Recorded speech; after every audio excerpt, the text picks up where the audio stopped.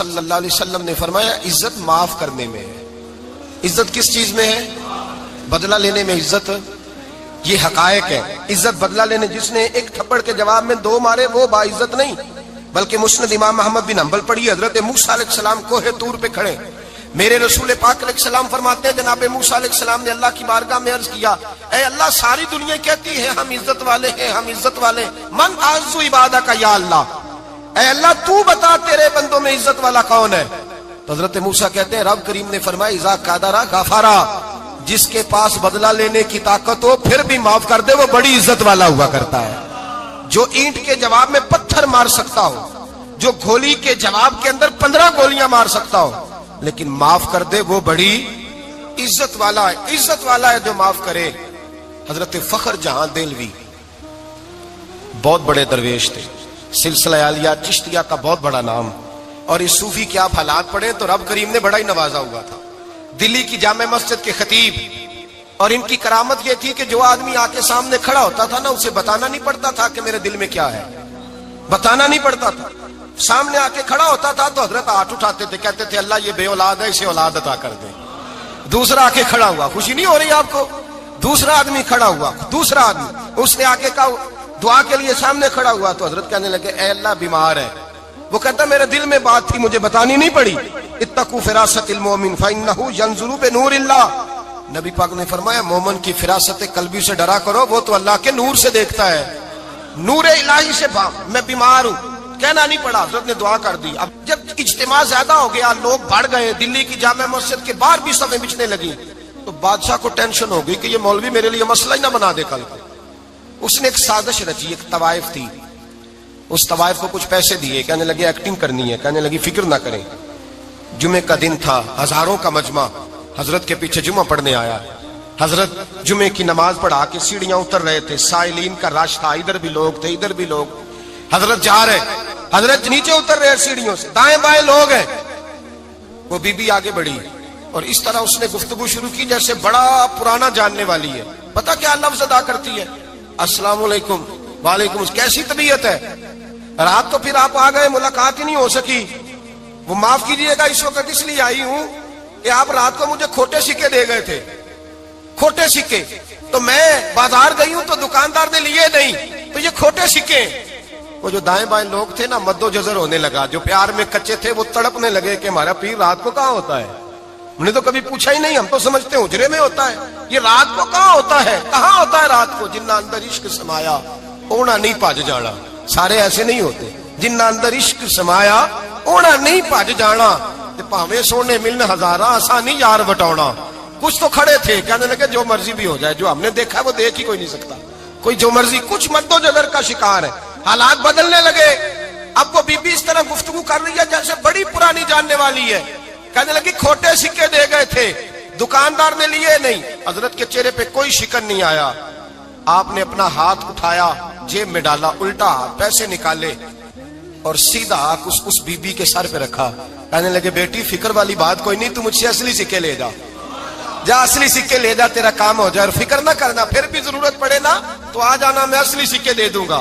یہ لفظ کہہ کے حضرت نیچے اترے تو وہ دوڑی ہوئی آئی، پلٹ کے آئی، پیروں میں بیٹھی، کہنے لگی بابا تو کس مٹی کا بنا ہے، کس نور سے تیری تخلیق ہوئی ہے، کس حسین مزاج کا تو مالک ہے؟ میں وہ بی بی جس کو سارے لوگ گندی نظر سے دیکھتے ہیں معاذ اللہ، اور میں فلاں بادشاہ کے کہنے پر ایکٹنگ کرنے آئی طوائف، اور میں تیرے دروازے پہ تجھے بدنام کرنے آئی ہوں اور تو نے مجھے بیٹی بنا لیا ہے۔ آج تک کسی نے بیٹی نہیں کہا اور تو نے میرے سر پہ ہاتھ رکھ کے کہا بیٹی، یہ لفظ کہے قدموں میں گری، اٹھ کے حضرت نے سر پہ پھر ہاتھ پھیرا، اٹھی، آنسو پونچھے، نقاب اوڑا، کہنے لگی اب میں دلی والوں کو بتاؤں گی کہ فخر جہاں کی بیٹی کس طرح کی ہوا کرتی ہے، اب بتاؤں گی فخر جہاں کی بیٹی کس طرح کی ہوتی ہے۔ فرمایا میرا مکان اب کسی طوائف کا کوٹھا نہیں رہے گا، میں اسے مسجد بناؤں گی، اب قیامت تک وہاں سے یا درود پڑھا جائے گا یا محمد عربی کے نام کی اذانیں پڑھی جائیں گی۔ یہ عزت ہے، یہ وقار ہے۔ بھائی آپ کسی کو معاف کر کے تو عزت لے سکتے ہیں، یہ بھی تو ہو سکتا تھا نا پکڑ لو اس کو، یہ تمہارے پیر پہ الزام لگانے آئی ہے، پکڑو مارو، یہ بھی کام ہو سکتا تھا، لیکن حضرت نے معاف کیا۔ امام زین العابدین میرے مصطفیٰ کریم کے نواسے، امام حسین کا میدان کربلا میں بچ جانے والے اکیلے بیٹے، اور امام زین العابدین فرماتے ہیں میں اگر 1 مہینہ عمرہ کرنے نہ جاؤں تو حجر اسود میری خواب میں آتا ہے اور مجھے آگے کہتا ہے حضور میری آنکھیں ترس گئی ہیں، مجھے دیدار تو کرا جائے، دیدار تو کرا جائے۔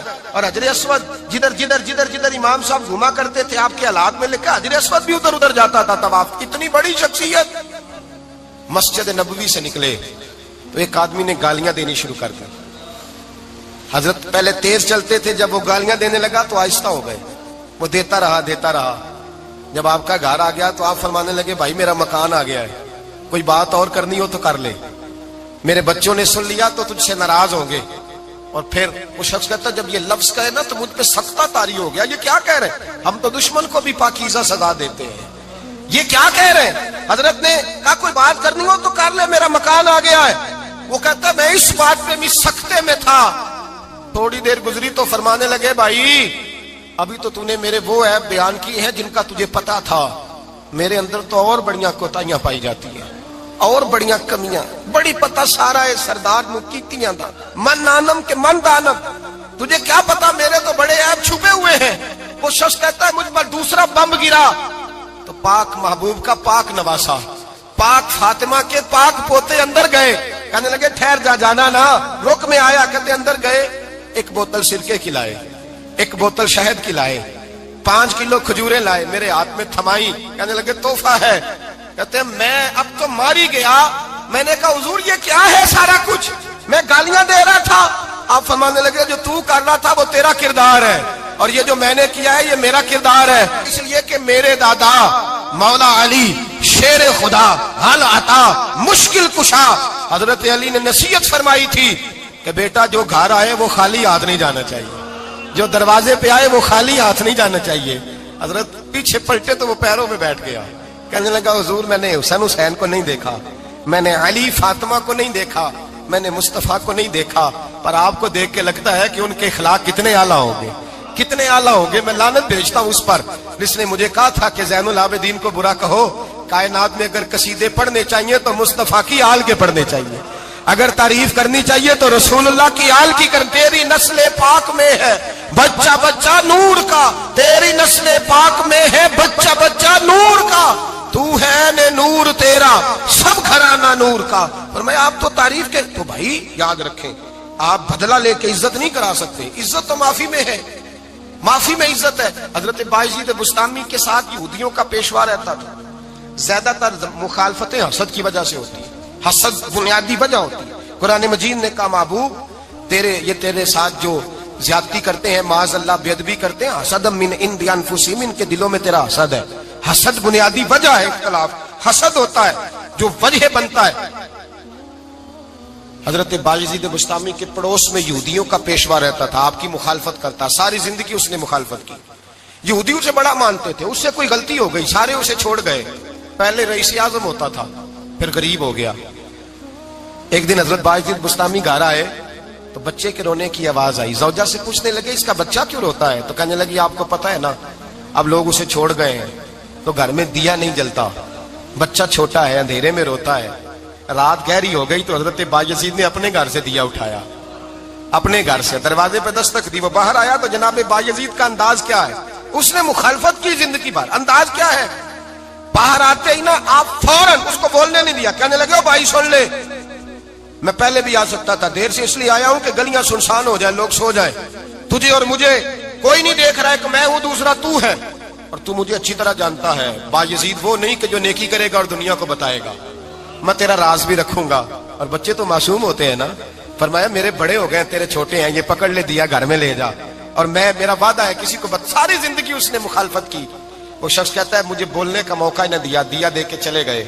اگلی شام پھر آئی، رات گہری ہوئی تو پھر دروازے پہ دستک ہوئی، میں باہر گیا، نیا چراغ نئی بتی نیا دیا، کہنے لگے دیکھ کوئی نہیں دیکھ رہا، میں اس وقت آیا ہوں جب تنہائی ہو اور تو مجھے جانتا ہے، میں غلط بات بھی نہیں کرتا، یہ دیا رکھ لے، میں کسی کو بتاؤں گا بھی نہیں۔ کہتے چلے گئے، تیسرا دن آیا تو وہ یہودی کہتا ہے میرے صبر کا بندھن ٹوٹ گیا، میں ٹوٹ گیا، ان کی نیکی نے مجھے خرید لیا، ان کے معاف کرنے نے ان کی عزت میرے دل میری روح میں بڑھا دی، کہتے ہیں جب دروازے پہ دستک دی میں باہر آیا انہوں نے دیا تھمایا, کہنے لگے دیکھ بھی کوئی نہیں رہا, اور تو مجھے جانتا ہے میں مصطفیٰ کا غلام ہوں, میں جھوٹ بھی نہیں بولتا, میں بتاؤں گا بھی نہیں, تیرا راز رکھوں گا. کہتے ہیں انہوں نے دیا تو اس یہودی پیشوا نے شور مچانا شروع کیا, کہنے لگا مسلمانوں باہر نکلو, یہودیوں باہر آؤ, عیسائیوں باہر آؤ. شور مچ گیا, لوگ چھتوں پہ چڑھ گئے. کیا ہوا کیا ہوا؟ کہنے لگا یہ بایزید ہے, میں یہودیوں کا پیشوا ہوں, میں نے ساری زندگی جھوٹے الزام لگائے, ساری زندگی اس کو بدنام کرنے کا ہر حربہ استعمال کیا, جو مجھ سے بن سکتا تھا میں نے کیا, پر یہ عجیب شخص ہے, یہ پرسوں بھی مجھے دیا دے گیا ہے, آج بھی دے گیا ہے, کل بھی دے گیا ہے, میں ساری زندگی اسے رلاتا رہا, اور اس نے میرا چھوٹا سا بچہ بھی میرے بچے کا رونا بھی اس سے برداشت نہیں ہوا. میں تم سب کو گواہ بنا کے کہتا ہوں میں جھوٹا ہوں, بایزید سچے ہیں, ان کا مذہب بھی سچا ہے, قرآن بھی سچا ہے, اسلام بھی سچا ہے, اور جس مصطفیٰ کا یہ کلمہ پڑھتے ہیں وہ محبوب بھی بڑا سچا ہے, یہ سچے دین کے ماننے والے ہیں. کہنے لگے میں تمہیں گواہ بنا کے مصطفیٰ کا کلمہ پڑھتا ہوں اور تمہیں بتاتا ہوں کہ آؤ سارے در رسول پہ جھک جائے. بھائی یاد رکھیں, سمجھیں, غور کریں, عزت درگزر سے, اب اس پر میں زیادہ بات نہیں کر سکتا, عزت درگزر سے ملے گی. ایک تو آپ کو عزت عاجزی سے ملے گی, تقوی سے ملے گی, عزت درگزر سے ملے گی, عزت قناعت سے ملے گی, عزت کم بولنے سے ملے گی. اور اگر زیادہ عزت لینی ہے اور عزت اتنی لینی ہے کہ چھا جاؤ دنیا میں, اگر چھا جانے کا شوق ہو نا تو پھر رب فرماتا ہے میرے مصطفیٰ کی غلامی کر لو, پھر میرے نبی کے ہو جاؤ. قل ان کنتم تحبون اللہ فاتبعونی یحببکم اللہ. فرمایا تم میرے نبی کے ہو جاؤ, دنیا بھی تمہاری اور دنیا بنانے والا خدا بھی تمہارا ہو جائے گا. تم میرے غلامی مصطفیٰ میں عزت ہے, رسول اللہ کی نوکری میں, اور قسم اللہ کی بڑی عزت ہے, بڑی عزت ہے, بڑا وقار ہے, بڑا پیار, بڑا حسن ہے, بڑی رعنائی ہے, بڑا ٹھہراؤ ہے. یار وہ جو لوگ کہتے ہیں نا میں پتہ نہیں کون ہوں, کہاں کا رہنے والا ہوں, یار نہیں لوگ پوچھتے تو کون تھا, تیری برادری کیا ہے, تو کہاں کا ہے, نہیں پوچھتے. تیرے لبوں پہ اگر ذکر مصطفیٰ ہے تو دنیا تیری غلام ہے, اگر تو حضور کا ہے تو پھر سارے دامن مصطفیٰ سے جو بھی لپٹا وہ یگانہ ہو گیا, اور جس کے حضور ہو گئے اس کا زمانہ ہو گیا, جس کے حضور ہو گئے اس کا. اقبال کہتے ہیں قوت عشق سے ہر پست کو بالا کر دے, اور دہر میں اس میں محمد سے اجالا کر دے. اور کی محمد سے وفا تو نے تو ہم تیرے, کی محمد سے وفا تو نے تو ہم تیرے, یہ جہاں چیز ہے کیا لوح قلم تیرے. رسول اللہ کی غلامی عزت دیتی ہے, نبی پاک کی نوکری, اللہ کرے آپ بول پڑے آمین کہنا, نبی پاک کی غلامی عزت ہے, حضور کی غلامی. یار بندہ بالکل بے عمل ہونا, بالکل تو میری طرح داڑھی رکھ کے پگڑی باندھ کے باس میں بھی چڑھ جائے تو کئی لوگ سیٹیں خالی کر دیتے ہیں, کہتے ہیں بزرگوں یہاں آ جائیں, حضرت جی یہاں آ جائیں, تو پھر عزت کس چیز کی ہوئی, سنت مصطفیٰ کی ہوئی نا, پھر عزت نبی پاک کی سنت کی ہوئی نا, وقار کی ہوئی نا. ایک صاحب ایک بچے نے داڑھی رکھ لی تو مجھے آ کے کہنے لگے حضرت جی لوگ بڑے بڑے لقب دینے لگے ہیں. میں نے کہا کیا, کوئی کہتا ہے حضرت صاحب, کوئی کہتا ہے قاری صاحب, کوئی کہتا ہے حافظ صاحب, کوئی کہتا ہے علامہ صاحب. تو میں نے کہا تیری موج نہیں بن گئی, 4 سالوں میں حفظ ہوتا ہے, تجھے مفت کا لقب مل گیا ہے, عرصے نظامی 8 سال میں ہوتا ہے, مفت کا علامہ بن گیا ہے, تجھے وقار نہیں دے دیا اللہ تعالیٰ نے. عزت میرے اعلیٰ حضرت فرماتے ہیں عزت در رسول پہ ہے, عزت حضور کی. اور اعلیٰ حضرت نے ایک بات لکھی ہے بڑی قیمتی, اور میں نا جب کبھی پریشان ہوتا ہوں نا تو میں یہ والی بات کھول کے پڑھتا ہوں اعلیٰ حضرت. یہ بات ڈھارس بندھاتی ہے, ڈھارس توانائی دیتی ہے, پورا مضمون باندھا ہے. اعلیٰ حضرت کہتے ہیں بیروپیہ تھا مداری, روپ بدل بدل کے دکھایا کرتا تھا, بادشاہوں سے انعام لیتا تھا. ایک دن اورنگزیب عالمگیر کے پاس آ گیا, کہنے لگا میں روپ بدلوں گا, اگر آپ پہچان نہ سکے تو میں انعام لوں گا. آپ نے فرمایا میں کوئی ایسے ویسا بادشاہ نہیں, کہا مجھے دھوکہ دینا مشکل ہے, کہا نہیں میں روپ بدلوں گا. حضرت اورنگزیب عالمگیر بڑے نیک بادشاہ گزرے, بڑے پرہیزگار آدمی, وہ بے روپیہ کہنے لگا میں روپ بدلوں گا, آپ نہیں پہچان سکیں گے. فرمایا چل جتنا تیرے اندر زور ہے لگا لے. حضرت نے اعلان کیا کہ میں نے فوجی بھرتی کر دیں, 2 ماہ کے بعد ٹیسٹ ہوگا. وہ 2 مہینے دوڑتا رہا, رنگ روپ بناتا رہا, آیا ٹیسٹ دینے, 2-3 سپاہیوں کا امتحان لیا, اس کی باری آئی تو 10 روپے دیے, کہنے لگے تیرے آنے جانے کا کرایہ میں نے تجھے پہچان لیا ہے. کچھ دنوں کے بعد جانے لگے سفر پر تو بھکاری آ گئے خیرات مانگنے, اس نے بھی سارے منہ پر سیاہی مال لی, کپڑے پھاڑ لیے, سر کے بال منڈا لیے, بھویں تک کٹا لی, بدرنگ ہو کے آیا. کاسا آگے کیا تو حضرت نے 10 روپے ڈالے, کہنے لگے تیرے آنے جانے کا کرایہ میں نے پہچان لیا ہے. کچھ دن گزرے تو ٹیچر کی ضرورت تھی, اس نے مونچھیں بڑی کر لی, داڑھی نکلی لگا لی, سر پہ جنا کیپ پہن لی, ایک شیروانی لے لی, اور ہاتھ میں چھڑی پکڑ کے آیا. کہنے لگا میں استاد ہوں، 2-4 بندوں کا امتحان لیا، اس کی باری آئی تو 5 روپے دیے، 10 روپے دیے، کہا تیرا کرایہ میں نے پہچان لیا۔ 2 سال گزر گئے، وہ جب بھی آتا حضرت پہچان لیتے۔ ایک دن سفر پہ جا رہے تھے، بہت بڑا لشکر تھا، جہاد کرنے جا رہے تھے اورنگزیب عالمگیر، تو دیکھا ایک پہاڑی ہے، پہاڑی پہ لوگ جا بھی رہے ہیں آ بھی رہے۔ اورنگزیب عالمگیر پوچھنے لگے یہاں کیا ہے؟ کہنے لگے ایک بابا جی بیٹھے ہیں دعا کرتے ہیں، اللہ کے نیک بندے ہیں۔ اورنگزیب کہنے لگے یار پرانے لوگ سارے ہی اللہ والوں کو مانتے، یہ بھی مصیبت آئی ہے جتنی نہیں آئی ہے، سارے لوگ ہی مانتے۔ کہنے لگے ذرا میں دعا نہ کرا لوں، اچھے کام جا رہا ہوں۔ اورنگزیب بادشاہ تھے، بادشاہ لوگ نازک مزاج ہوتے ہیں، گھوڑے سے اترے، بڑی مشکل سے پہاڑی پہ چڑھے، اوپر گئے تو لائن لگی ہے، بابا جی کار میں بیٹھے۔ کہنے لگے میں نے ملنا، میں اورنگزیب ہوں۔ انہوں نے کہا ہمارا بابا اس طرح کا پیر نہیں کہ امیر آئے تو رنگ اور ہو، غریب آئے تو اور ہو، یہاں اگر ملنا ہے تو لائن میں لگ جاؤ، سب ایک جیسے۔ اب لائن میں کھڑے ہو گئے، 50 آدمی آگے تھے، کہتے ہیں 51واں نمبر تھا، تھک گیا دھوپ میں کھڑا کھڑا۔ جب میں پہنچا غار کے دہانے تو میں نے بابا جی کے چہرے پہ نظر ڈالی تو بڑا نورانی چہرہ، بڑی خوبصورت لب و لہجہ۔ میں نے کہا میرے جیسا آدمی بھی پگڑی باندھ لے تو اچھا لگنے لگ جاتا ہے، بڑا خوبصورت انداز۔ کہتے ہیں میں ان کے پاس اتحیات کی حالت میں بیٹھ گیا۔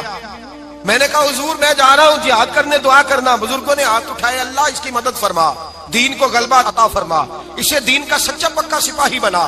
پھر تھپکی دی، 2-4 نصیحتیں بھی کر ڈالی، دیکھنا ظلم نہ کرنا، زیادتی نہ کرنا، جب تو جیت فخر نہ کرنا، غرور نہ کرنا، نصیحتیں بھی کر دی۔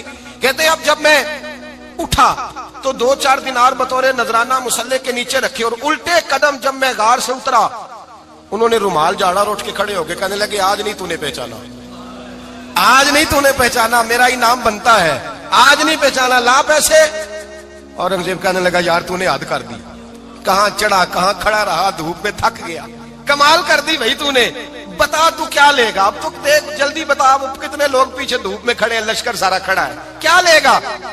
اس نے کہا سب سے قیمتی ہیرے وہ ہیں جو تیرے سر کے تاج میں لگے ہوئے ہیں، مجھے تیرا تاج چاہیے۔ او بھائیو سننا اور یاد رکھنا، میرے اعلیٰ حضرت کہتے ہیں بادشاہ نے سر کے اوپر سے تاج اتارا، بہروپیے کے قدموں میں رکھا اور کہنے لگے یہ لے، اور یہ تو تیرا مانگنے پر میں نے دیا ہے نا، میں واپس آتا ہوں تو آنا میں اپنی مرضی سے بھی تجھے دوں گا، تو نے اورنگزیب جیسے بندے کو دھوکہ دیا، آنا میں اس وقت بھی دوں گا۔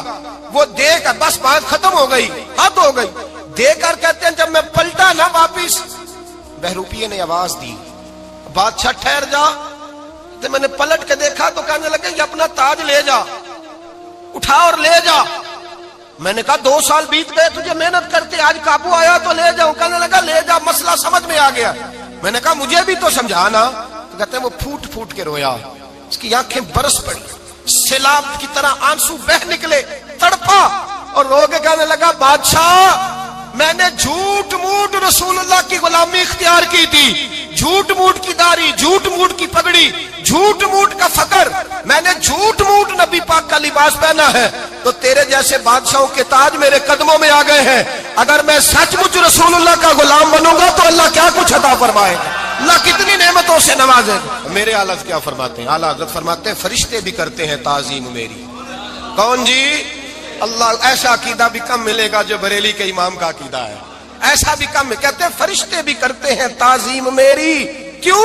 فرمانے لگے فدا ہو کے ان پر یہ عزت ملی ہے، فدا ہو کے ان پر یہ۔ حضرت سلمان فارسی گورنر تھے، کھانا کھا رہے تھے، دسترخوان بچھا تھا، رسول پاک صلی اللہ علیہ وسلم کا فرمان ہے روٹی کا لقمہ دسترخوان پہ گرے اٹھا کے کھا لو، اللہ تمہاری بخشش فرما دے گا۔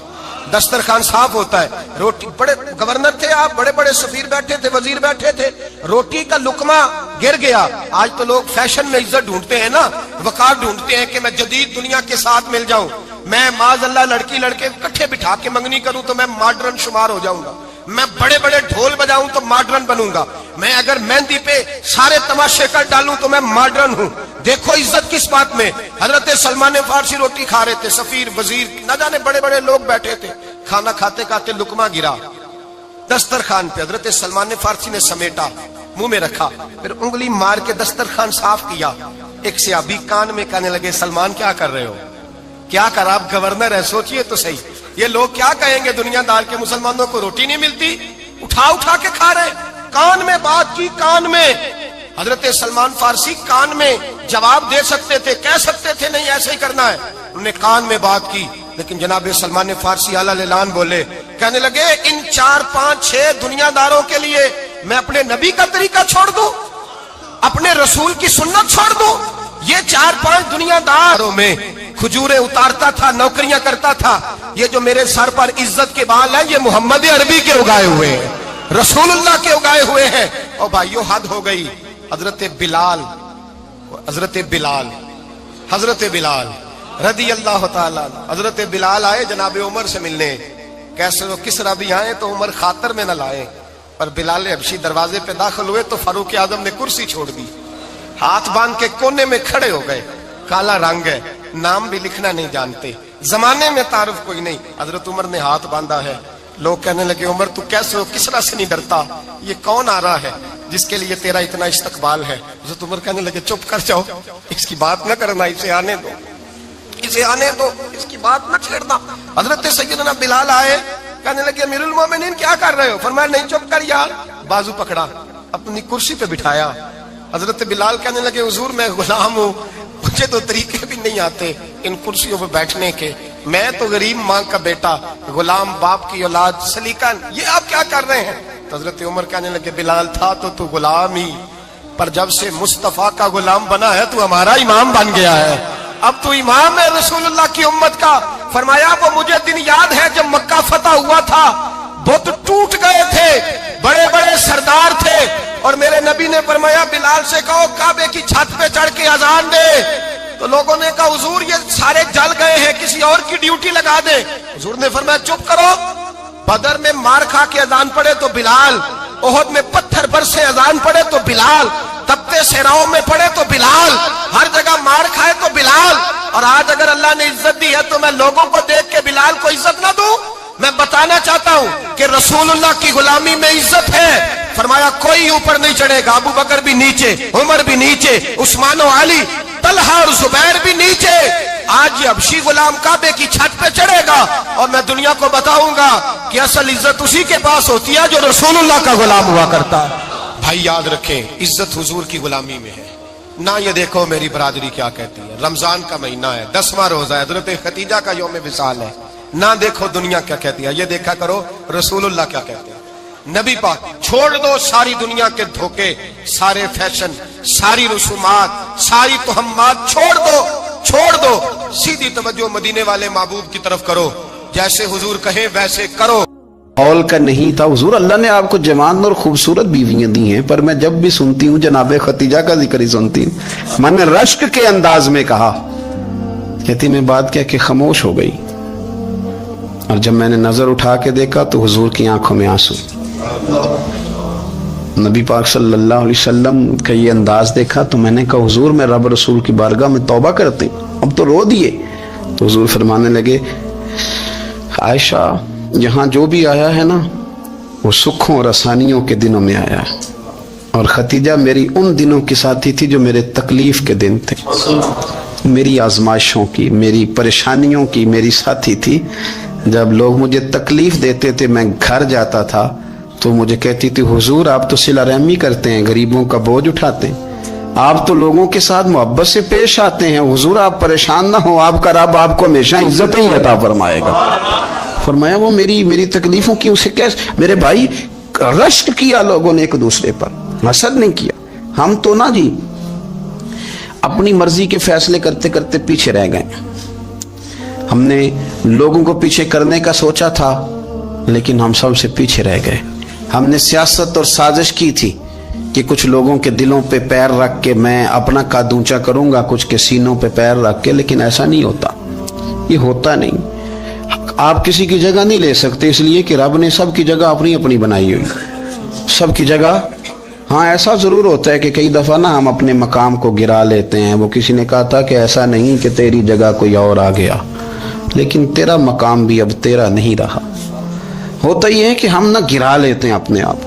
اگر ہم رشک کا ماحول پیدا کریں, رشک کا, اور ہم کہیں کہ کیا بات ہے میں بھی سفر کروں گا, اس جانب جاؤں گا, بجائے یہ کہنا کہ فلاں آدمی بڑا آگے نکل گیا ہے, یہ کر کے نکل گیا ہے, وہ کر کے نکل گیا ہے, یہ کہنا کہ یار میں بھی رب کریم کی اس مدد کو تلاش کرتا ہوں جس کی برکت سے اللہ نے اس پر فضل فرمایا ہے. امام غزالی فرماتے ہیں 3 لوگوں میں حسد زیادہ ہوتا ہے, بغض زیادہ پیدا کر لیتے ہیں. اب چونکہ مضمون ہے تو ساری بات کھول کے ہی کرنی پڑے گی نا. فرماتے ہیں 3 لوگوں میں حسد، بڑے عہدے والوں میں حسد زیادہ ہوتا ہے. یعنی صوبائی وزیر کہتا ہے کہ حق میرا ویسے وفاقی وزیر کا تھا، اور وفاقی وزیر کہتا ہے کہ جتنا میرا تجربہ ہے نا مجھے بنایا وزیر اعظم ہی جاتا تو بات ٹھیک تھی. حسد زیادہ، بڑے عہدوں والوں میں حسد، اور امام غزالی فرماتے ہیں مالداروں میں حسد زیادہ ہوتا ہے. غریب نے غریب سے کیا جلنا ہے؟ جلنے کو شے ہی کوئی نہیں، کس سے جلیں گے؟ تو غریب تو بیچارہ 4 روٹیاں ہوتی ہیں تو کہتا ہے چلو ٹھیک ہے آ جاؤ، دونوں مل کے بیٹھ جاتے ہیں. غریبوں کے دوست بھی غریب. امیر حسد کرتے ہیں، وہ سودے پہ سودا کرتے ہیں، وہ ایک دوسرے کی کمزوریاں بیان کرتے ہیں. میں نے گاہکوں کو نفع لیتے دیکھا ہے، فلانے سے مال لیتے تھے جی اس نے بڑا تنگ کیا، تو کہتا ہے اسی طرح کا تو مجھ سے خریدا کر. لوگ استعمال کر جاتے ہیں. وجہ بیچ میں کیا ہوتی ہے؟ حسد، عداوت، خرابی ہوتی. اور تیسری بات امام غزالی نے شاید میرے لیے کہی ہے. امام غزالی فرماتے ہیں علماء میں حسد بڑا ہوتا ہے، عہدیداروں میں، مالداروں میں اور علم والے لوگوں میں. وہ بھی اللہ کی تقسیم پر راضی نہیں ہوتے، چونکہ وہ سمجھتے ہیں مجھے یہ لفظ آتے ہیں، میری قابلیت زیادہ ہے، میں زیادہ پڑھا لکھا ہوں تو یہ منصب بھی میرا تھا، یہ کام بھی میرا تھا، یہ بھی میرے پاس ہونی چاہیے. ایسا نہیں ہوتا، یہ تو رب کریم کی عطا ہے. میں کئی دفعہ کہہ چکا ہوں کہ کام لینے پہ آئے تو میرے جیسے بیکار آدمی سے کام لے لے، یہ اس کی عطا ہے. اب ہمیں کرنا کیا ہے؟ ہمیں اس کی تقسیم پر راضی رہنا ہے، اس کی تقسیم پر قربان جائیں. رسول پاک علیہ السلام سے صحابی نے پوچھا حضور عزت کیا ہے؟ فرمایا جو رب نے تجھے دیا اس پہ راضی ہو جا، اللہ عزت عطا کر دے گا. قناعت کر، جو اللہ نے تجھے دیا اس پر قناعت کر، اللہ تجھے عزت دے دے گا. حضور ذلت کیا ہے؟ فرمایا لوگوں سے لالچ نہ رکھنا، تو ذلیل ہو جائے گا. لالچ نہ کر. تیزی کے ساتھ پروموٹ ہوتی ہیں چیزیں، ہمیں سازش کرنی آتی ہے. ہمارا خیال ہوتا ہے کہ میں نے دوسروں کے پیسوں پہ کاروبار کرنا ہے.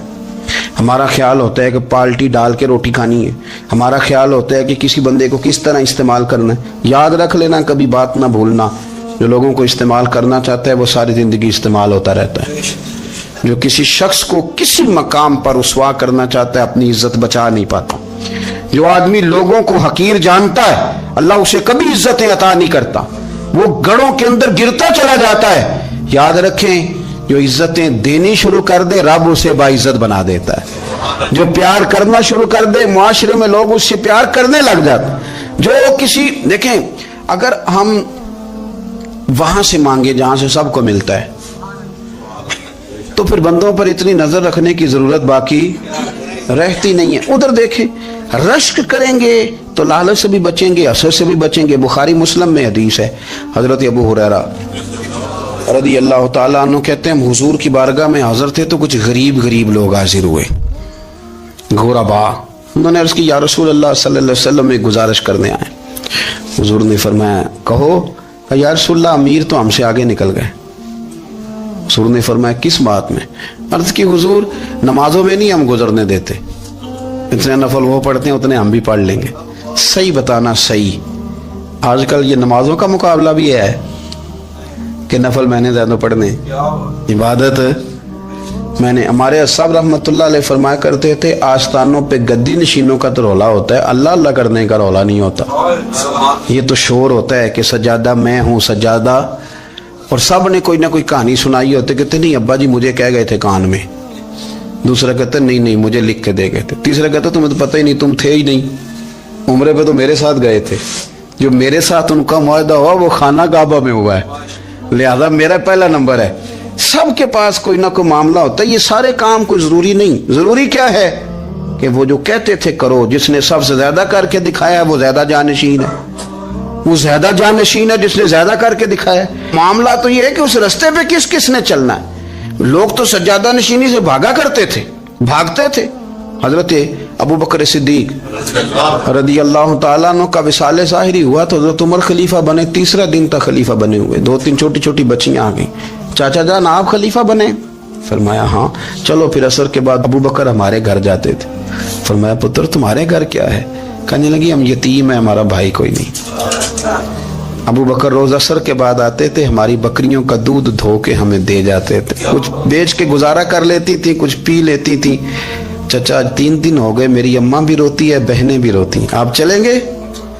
تو جناب سیدنا عمر فاروق کہتے ہیں میں نے دستار سر پہ رکھی اور پٹکا میں نے اپنے کندھے پہ رکھا, بیٹیاں آگے آگے میں پیچھے پیچھے روتے جا رہے ہیں. ایک صحابی نے پوچھا عمر کیوں رو رہے ہو؟ کہنے لگے یار یہ ابو بکر کتنا مشکل رستہ دے کے گیا, کتنا مشکل رستہ ہے اس کے طریقے پہ چلنا.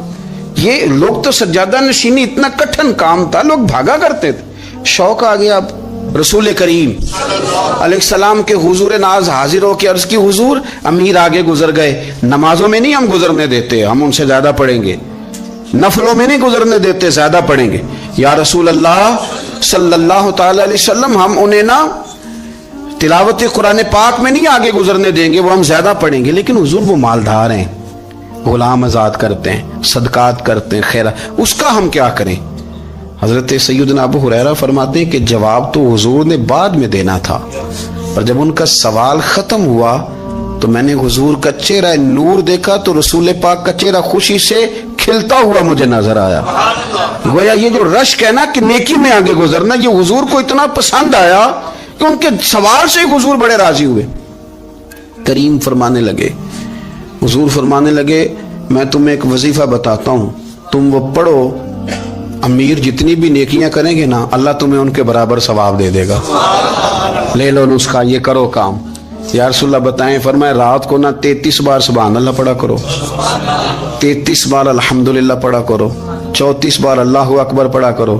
اب جتنی بھی نیکیاں امیر کریں گے نا تمہارے وظیفے کی برکت سے اللہ تمہیں ان کے برابر ثواب عطا کر دے گا.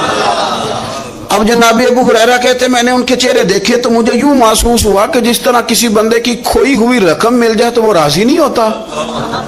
کھوئی ہوئی رقم مل جائے تو بڑا جیسے کوئی اس کے ہاتھ, چلیں اپنا ترجمہ کر لیتے ہیں, کمیٹی نکلنے پہ نہیں بندہ بڑا راضی ہوتا کہ 11 مہینے سے دے رہا تھا 10 مہینے سے چلو نکل ہی آئیے, شکر ہے اللہ کا. بڑا خوش ہوتا ہے بندہ, بڑا راضی ہوتا ہے. اس طرح ان لوگوں کے چہرے کھل اٹھے, کیا بات ہے حضور, بس اب نہیں ہم گزرنے دیتے. گھر چلے گئے, وظیفے پڑھنے لگے. کچھ دنوں کے بعد ان میں سے کچھ لوگ واپس آئے. حضرت ابو ہریرہ کہتے ہیں مجھے چونکہ وہ پرانی بات یاد تھی تو میں دلچسپی سے ان کا آنا جانا دیکھنے لگا. وہ کریم کی بارگاہ میں آ کے بیٹھے تو ان میں سے ایک شخص بڑی پریشانی کے ساتھ کہنے لگا حضور بڑی پریشانی لگ گئی. فرمایا کیا ہوا؟ عرض کی یا رسول اللہ صلی اللہ علیہ وسلم وہ جو آپ نے وظیفہ بتایا تھا نا, میرے کچھ پڑوسی امیر ہیں وہ تو انہوں نے بھی سن لیا ہے. حضور رات میں نے سنا ہے, وہ مالدار بندہ ہے, صدقے خیرات بھی بڑے کرتا ہے, غلام بھی بڑے آزاد کرتا ہے, پر وہ بھی سوتے وقت 33 بار سبحان اللہ پڑھ رہا تھا. وہ تو اس نے بھی سن لیا حضور, وہ بات یہاں سے نکلی ہے, جانے کہاں کہاں پہنچی ہے, تو وہ بھی پڑھ رہا تھا حضور اب کیا بنے گا؟ تو کہتے ہیں اس کے سوال پر بھی میرے حضور بڑے ہی مسکرائے. باقاعدہ دہک ہو گیا حضور کے, دہک ہو گیا. سرکار کھول کے نہیں مسکراتے, لیکن آج حضور اتنا مسکرائے کہ میں نے حضور کے مقدس دانتوں کی زیارت کر لی. دہک ہو گیا باقاعدہ حضور کا. حضور فرمانے لگے انہوں نے بھی سن لیا حضور, اور سن کے پڑھنا بھی شروع کر. اب بات کو سمجھیں کہ کسی امیر نے یہ نہیں کہا کہ یہ تو غریب کے لیے وظیفہ تھا. میں کہتا ہوں اللہ اللہ کا مزاج ہی نہیں. مزاج یہ کہ سیاست کیسے کرنی ہے, چکر کیسے چلانا ہے, کوئی کہانی کیسے سنانی ہے. ادھر ان کو ملا, حالانکہ بات تو غریبوں سے ہو رہی تھی. حضور وہ تو انہوں نے بھی پڑھنا شروع کر دیا. اب ہم کیا کریں؟ تو رسول کریم نے فرمایا وہ بھی پڑھ رہے ہیں, حضور پڑھ رہے ہیں, تو فرمایا ذالک فضل اللہ یؤتیہ من یشاء. بھائی پھر یہ تو اللہ کا فضل ہے نا, وہ جسے چاہے عطا کرے.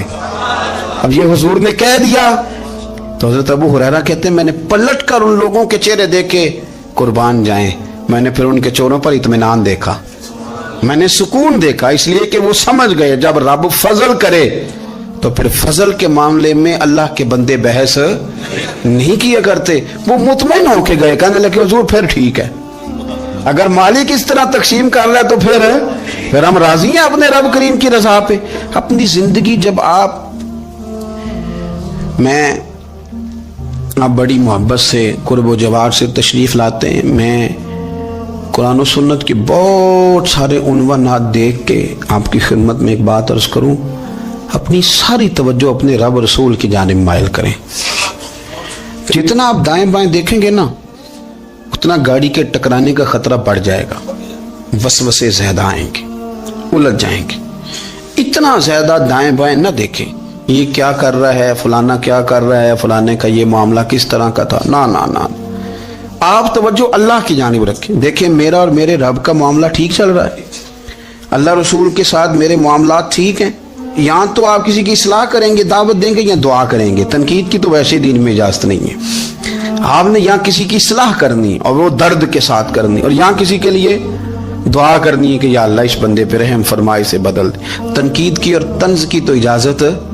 اپنا معاملہ رب کریم کے ساتھ، ہماری سوچیں کس طرح کی ہیں، ہمارے اندر ماحول کس طرح کا ہے، وہ چونکہ دلوں کے حال جانتا ہے. اور نبی پاک صلی اللہ علیہ وسلم نے فرمایا نہ تمہاری جیبیں دیکھتا ہے نہ تمہارے چہرے دیکھتا ہے، وہ تو جب دیکھتا ہے تمہارا دل دیکھتا ہے. اس کی کیفیت کیا ہے؟ حضرت انس بن مالک رضی اللہ تعالیٰ عنہ فرماتے ہیں، اس حدیث کو یاد رکھیے گا، حافظ منذری نے ترغیب و ترہیب میں لکھی ہے. فرماتے ہیں کہ حضرت انس بن مالک رضی اللہ تعالیٰ عنہ فرمانے لگے کہ ایک حضور کے ایک غلام، ایک صحابی بیمار تھے، تو حضور نے فرمایا انس چلو تیمارداری کرتے ہیں. کہتے ہیں حضور کے ساتھ گئے، نبی پاک صلی اللہ علیہ وسلم پہنچے. جب ہم نے اس شخص کو دیکھا تو حضرت انس کہتے ہیں ہم پریشان ہو گئے، چونکہ ہم نے اسے بڑا صحت مند دیکھا تھا، وہ کمزور ہو گیا، وجود پر بہت سارا گوشت دیکھا تھا. اب ہم دیکھ رہے ہیں کہ وہ ہڈیاں ہی ہڈیاں رہ گئی ہیں، چہرہ بڑا بارونق تھا، اب کمزوری ہو گئی. رسول کریم تشریف لے گئے اور حضور اس کی چارپائی کے سرہانے بیٹھے، اور جب حضور نے اپنا دست مبارک اس کے بالوں میں رکھا اور نبی پاک نے دست شفقت پھیرا تو کہتے ہیں اس شخص نے آنکھیں کھولی اور حضور کا چہرہ دیکھا تو اس کی خوشی کی کوئی انتہا نہ رہی، بڑا راضی ہوا، بڑا راضی. اور حضور نے اس کے لیے دعا کی، اس دعا پر بھی اسے بڑا اطمینان قلبی نصیب ہوا. کہتے ہیں حضور اکثر تیمارداری فرماتے تھے، پر آج نہ حضور نے ایک نرالی، انوکھی اور انفرادی بات ارشاد فرمائی. حضور نے فرمایا تو بڑا صحت مند تھا، کمزور ہو گیا، بڑا طاقتور تھا، تو ضعیف ہو گیا، ایک سوال کا جواب تو دے. یا رسول اللہ فرمائیے. تو حضور فرمانے لگے اس حالت میں جب تو شدید بیمار اور تکلیف میں، یہ بتا کہ اس وقت تیرا اپنے رب کے بارے میں گمان کیا ہے. حضرت انس کہتے ہیں پہلے حضور بیماروں سے یہ سوال نہیں پوچھتے تھے، آج پوچھا، کیونکہ صحت میں لوگوں کی زبان پہ شکر ہوتا ہے اور بیماری میں شکوے ہوتے ہیں، معاذ اللہ. اس وقت اللہ کے بارے میں یہ سوچ حضور نے ہمیں دی ہے. تم نے ہر وقت یہ ذہن بنانا ہے کہ یہاں رب کریم کے بارے میں کیا تصورات پل رہے ہیں، آوازیں کیا اٹھ رہی ہیں، اس وقت تیرا اللہ کے بارے میں گمان کیا ہے. جناب انس بن مالک کہتے اس نے ہمیں اشارہ کیا کہ مجھے اٹھا کے بٹھاؤ. ہم نے بٹھایا تو کہتے ہیں پھر اس نے اپنی آنکھیں کھولی اور حضور کے چہرے نور پر نظر کر کے نظر جھکا لی. عرض کرتا یا رسول اللہ میں کمزور ہوں، بیمار ہوں، تکلیف میں ہوں، اٹھ نہیں سکتا، کھا نہیں سکتا، پر حضور ابھی بھی میرے دل سے آواز یہی نکلتی ہے کہ میرا رب بڑا ہی کریم ہے، میرا اللہ بڑا ہی مہربان ہے، وہ بڑا ہی معاف کرنے والا ہے، وہ اپنے بندوں سے پیار ہی بڑا کرتا ہے.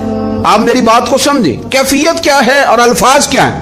حضور وہ مجھ سے بڑی محبت کرتا ہے، بڑے پیار والا ہے. یہ لفظ کہتے کہتے آواز بھرا گئی، آنسو نکل آئے. پھر اس نے تکلیف زیادہ محسوس کی تو وہ لیٹ گیا اور پھر اس نے حضور کے چہرے نور پہ نظر ڈالی، کلمہ پڑھا، روح ہی پرواز کر گئی.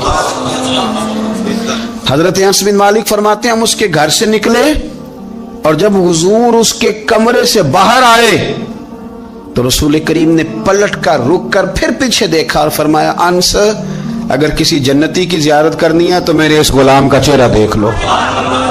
اس لیے کہ جن لوگوں کے نظریات رب کریم کے بارے میں اس طرح کے ہوں پھر ان کے خاتمے خیر کے ہوتے ہیں، پھر اللہ ان کے لیے جنت کے فیصلے فرماتا ہے. اپنے افکار میں، نظریات میں، سوچوں میں ضروری نہیں ہے کہ ہم لوگوں کو دو لفظ کہہ کے مطمئن کر لیں تو ہم خود ضمیر کے قیدی بن کے زندگی گزار دیں. یہ معاملہ ٹھیک نہیں، یہ صحیح نہیں چلتا.